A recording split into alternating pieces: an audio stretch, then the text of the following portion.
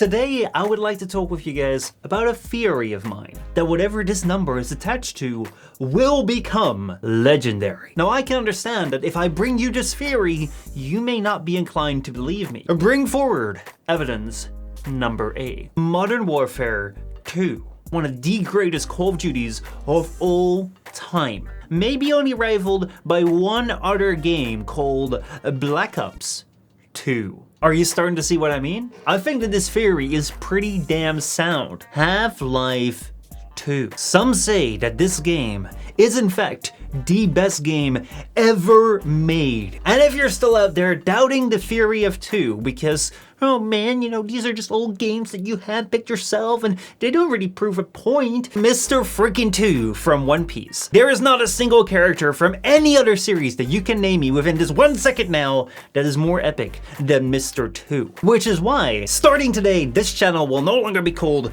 Postma 1, but instead, Postma 2. Actually, no, I'm sorry, I'm not renaming the channel to Postma 2 because that would be kind of stupid. But the reason that I bring up the Legend of 2 is because today I want to take a look at a game which has the number 2 in it and is also very legendary, which is Age of Empires 2. The beauty of this game is that to some of you, just this title menu alone will be iconic. And then to some of you, this title will just mean nothing, as you have never played it before, you've never seen it before, and you may even wonder, like, what in the name of all that's holy is wrong with you? That you're saying that this Farmville-ass looking game from 1999 is in any way legendary or epic. So today I want to show you Age of Empires 2, which 20 years after launch has actually gotten itself a complete remastered definitive edition, which over the last few years has actually doubled its concurrent player base, and a game which I really can't put down anymore now that a friend has reintroduced me to it, and it's actually kind of fun and I can't stop playing it. This video is just an excuse for me to also play it on the channel. Thanks, Ifar. Because of you, I'm now doing this. I hope y'all like it. What is Age of Empires 2 about? What is the goal of this game that I say is so fantastic and so great? Well, let me show you by just jumping into a game. We're here playing as like a group of people that can build houses, that can walk around with horses and gather resources. Basically, if you've played any long-term strategy games, that's basically what this is. So, like you have to gather your resources, and then with your resources, you go out and you go and create things. We have like food right here in the form of the llamas, or what they like to call the sheep.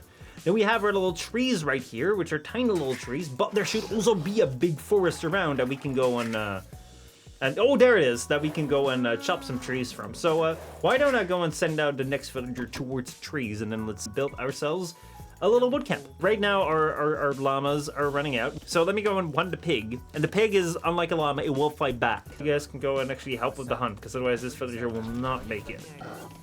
There you go, you go on the llamas, there we go. All right, so these animals are gonna go run out. What we should also probably make is a mill, which is like a farm that can go and eat those berries. So what we have right here is we have our little scout, like the guy on the horse. Like his goal is just to scout around and see what else is out here. If you have more forests around, or if you have other resources, because what we also have is gold and stone, which if you've played anything like Colonists of Catan, then like that's something that probably sounds rather familiar.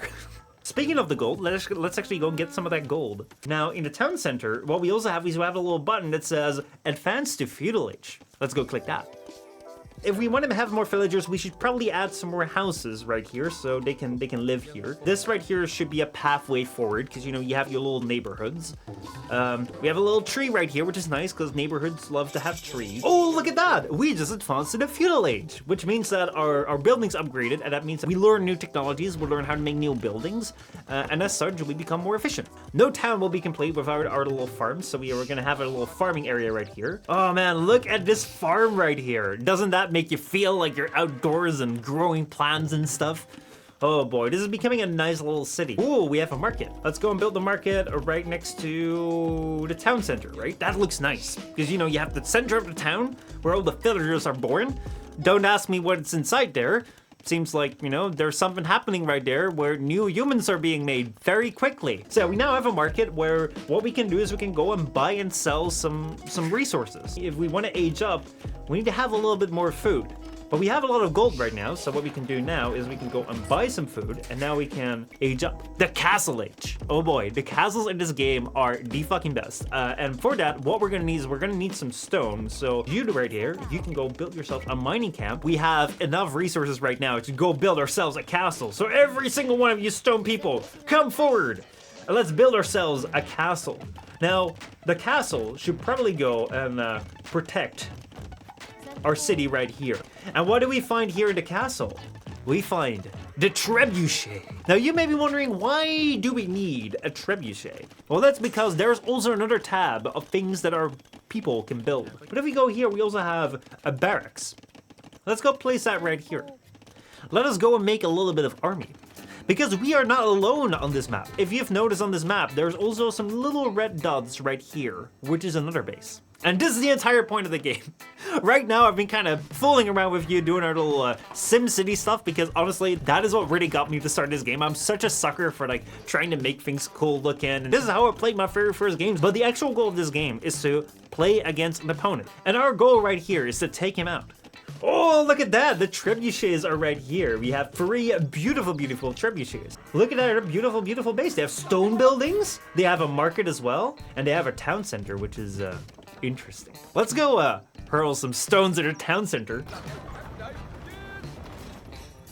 Oh no, they're attacking they're trying to attack our trebuchets. You can't attack my trebuchet.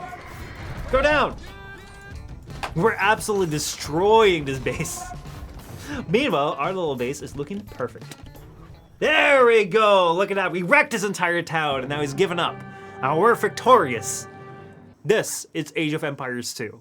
But not really, because this right here was the easiest AI. So it showed the farmville element to it, where you can go build your own city, where you can put your workers to work, and you can go build an army to go destroy the enemy.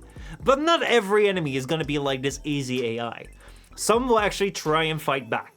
And for that, you will need yourself some strategies. You will need to build your army up faster and not really make your town the prettiest like this, but actually make them more effective. So that's what I'm gonna do next. Let's go and actually play a match where I'm gonna go try a strategy to fight a more harder opponent. Now this game, I'm gonna go play a little bit more serious, but I'll try and explain what I'm doing.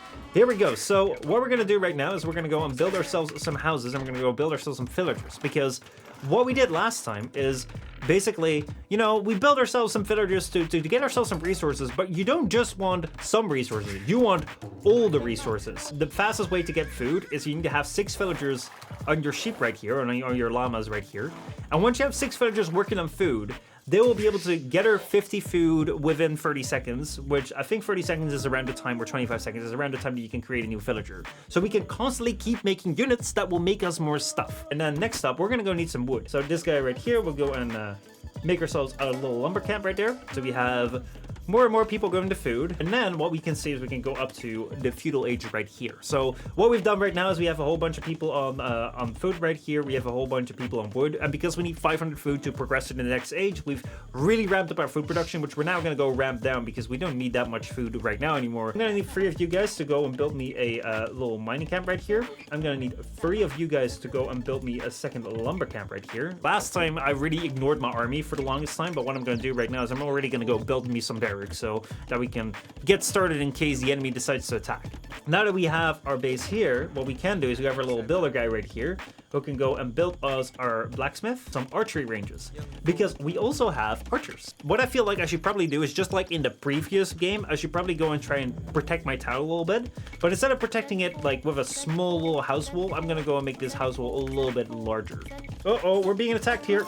We need to have ourselves a little army. I should probably like amass them right here so they don't trickle out just one by one. Send these guys out and use them to just poke these guys away, because these guys with the pokey sticks are really, really good at taking away the horses. This is what I meant with the wall. We really, really need the wall right here to protect ourselves.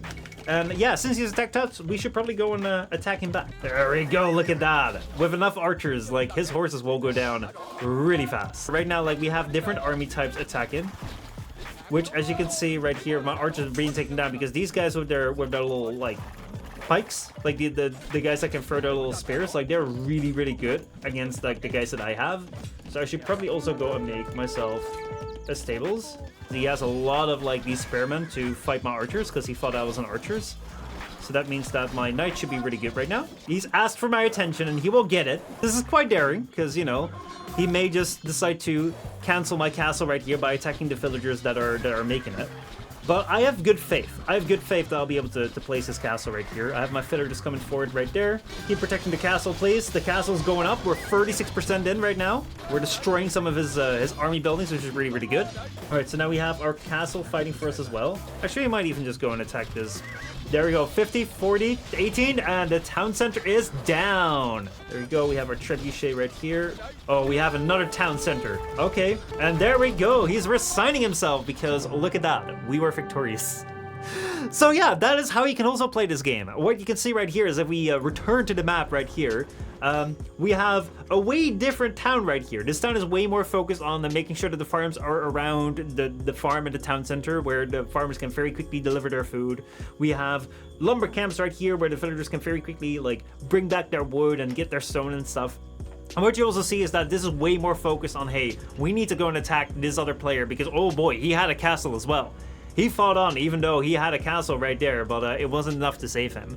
And yeah, this was a game in the way that you can play it. Now, I'm still not that great at this. There are people who are so fast at this, and there's so much to learn. Like, I really love the skill ceiling in this game. I'm only just starting to learn my hotkeys of how to like group people together and attack. I really, really love like the amount of strategy that comes to this game, the amount of things that you can do against this AI, and this is just some moderate AI. When he came in with horses, I came out with guys with sticks because guys with sticks are really good with horses. But then when he came in with guys with spears, which they can throw towards our archers, spearmen are really, really good against my archers. So then I had to switch onto like my horses to go take out the throwing guys. But there's also a whole bunch of other people on there that you can fight. I've been playing this game for, well, pretty much 20 years. I am not ready yet to go fight people who've been playing this game for 20 years, but hopefully I will be able to get there soon, and we'll be able to get better.